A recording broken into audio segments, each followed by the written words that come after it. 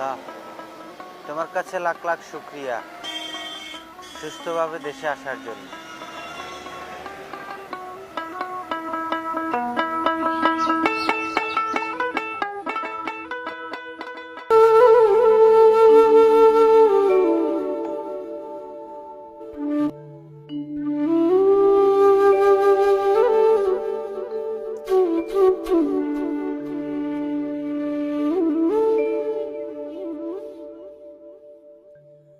আমার দেশের মাটি, জন্মের পর যখন তোর বুকে খেলতাম তখন তোর মর্ম বুঝি নাই। বিদেশে যখন গেলাম তখন তোর কথা মনে কইরা দিন রাত কাঁদছি।